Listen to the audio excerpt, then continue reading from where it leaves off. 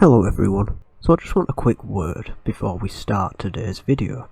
You might have realised that my upload schedule has been a little off and all over the place lately. Now I'm trying to do better. By better I don't mean physically or mentally. I mean I'm trying to rearrange my schedule. You see, editing is hard, and cramming a long video into one night just doesn't work. Plus, I've been looking at the most recent pieces of content that I've put out, and quite frankly, I want to start doing better. It's easy to sit on a chair and talk to you guys about true crime, gore, and other scary or disturbing things. But it's another thing to really put something into it, and make it something that people want to watch, and quite frankly, I haven't been seeing that as of late. Now, as the channel grows, so should my content. It's time for me to catch up and make these videos a whole lot better, even if it means spending more time editing. It's time to improve. I hope you guys enjoy today's video.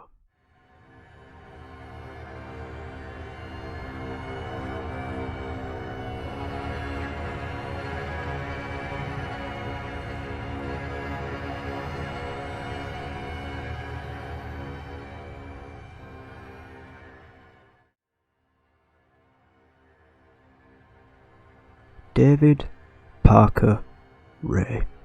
Does that name sound familiar to you? How about the Toybox killer? If this name isn't familiar to you at all, then it sure is about to be. This may be one of the most vile, stomach-churning true crime cases that I've covered so far. This man was nothing short of a vile human being, a kidnapper, torturer, rapist, and suspected serial killer.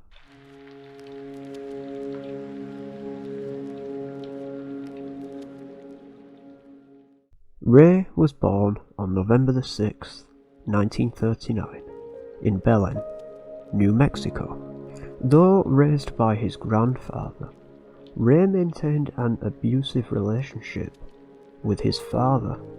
Ray didn't have a good time in school either, and he was extremely shy around females, unlike his sister, Peggy, who was outgoing and social.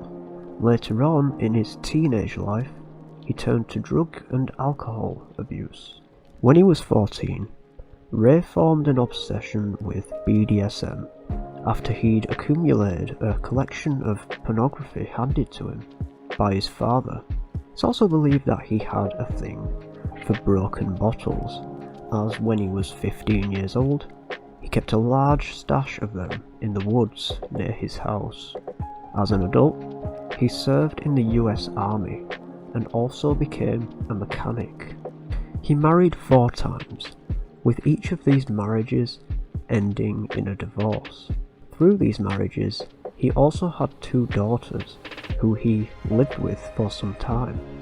With one of his first wives, Ray confessed to killing a woman by tying her to a tree and torturing her, but this was dismissed at the time.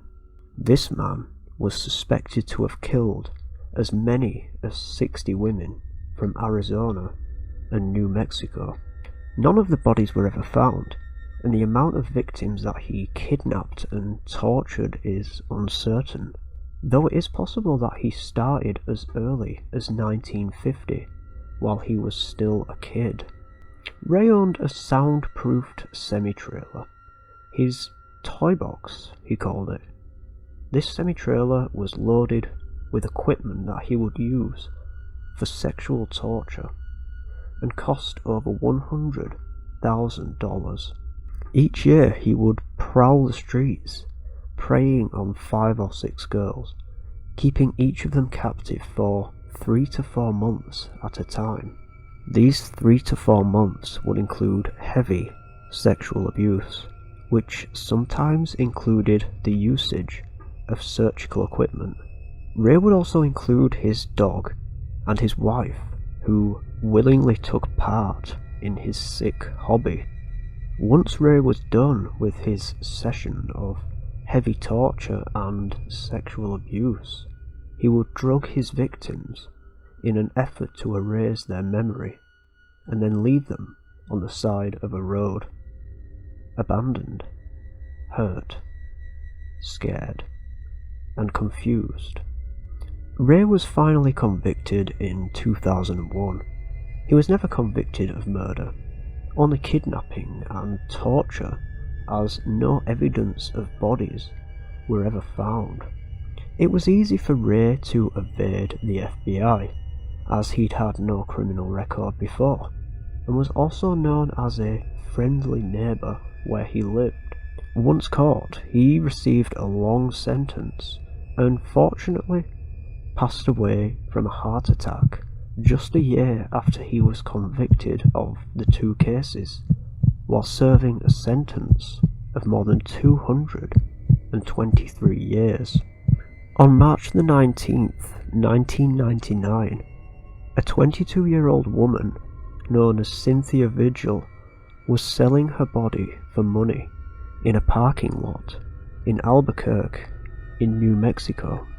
A man claiming to be an undercover cop arrested her on the grounds of sex work and put her in the back of his car. There's also been an interview where Cynthia also said that she'd gone to Ray's trailer for a date, in which he'd pulled out a fake ID badge, claiming to be an undercover cop. This man turned out to be David Parker Ray. He took Cynthia to his soundproofed trailer, in which she'd have to spend the next 3 days in complete hell. Within the centre of his trailer, he tied Cynthia to a gynecologist-type table, which administered electric shocks. For 3 days he would brutally rape and torture Cynthia. But he wasn't alone.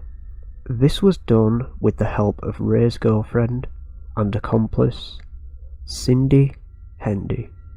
Throughout the entire ordeal, various medical instruments were used, as well as whips, instruments used to cause electric shocks, and sexual instruments, some of which were handmade by Ray himself.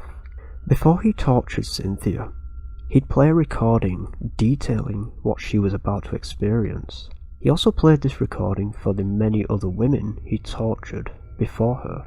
The tape was around 30 minutes long, and acted as a tool to psychologically harm the women, even before the physical torture and abuse started. The tape started off like this. Okay, bitch, we both know what you've been brought here for. I'm gonna use you for a sex slave, and it's gonna be painful as hell. That's the way I want it to be. And one of the quotes within the tape went like this.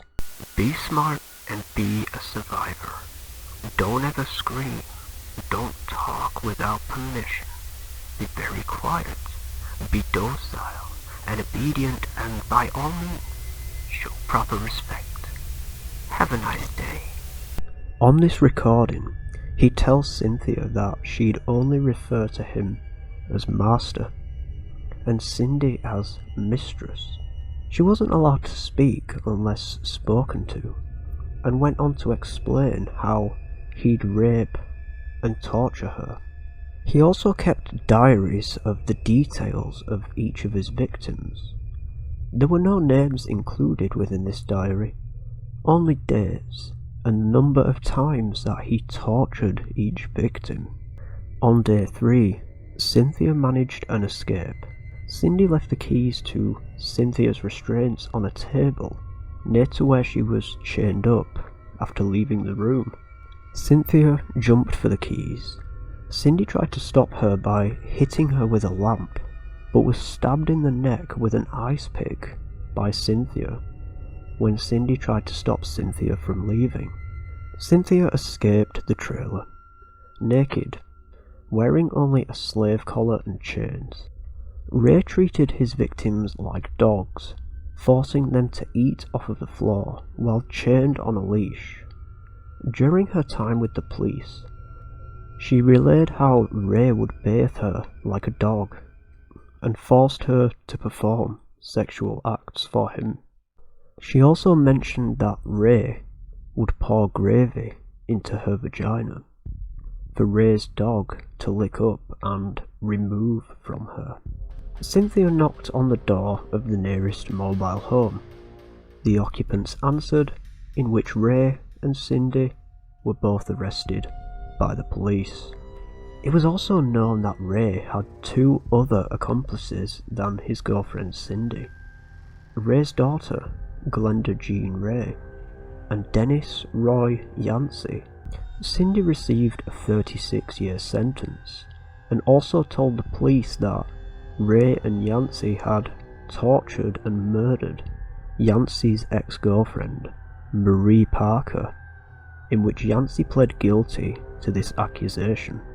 In 2011, hundreds of images of items that were collected during the Toybox killer investigation were released to the public by the FBI.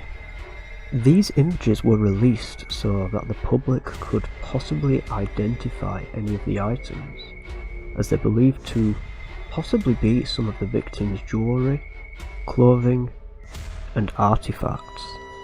As this case is still being investigated and going on today, I also ask of you people that if you can identify any of these items, albeit an extremely small chance, then please do not hesitate to contact the FBI. And that's all I've really got to say about David Parker Ray. I'll leave this list of items running until the end of the video so that you can see each and every single piece of evidence that was picked up by the FBI during the investigation into this case. Thanks for watching, guys, and if you like the video, please remember to like, subscribe, and maybe click that little bell next to the subscribe button. You'll get my latest updates. Pretty cool. Thanks for watching, guys. Stay safe, and I will see you in the next video. Bye.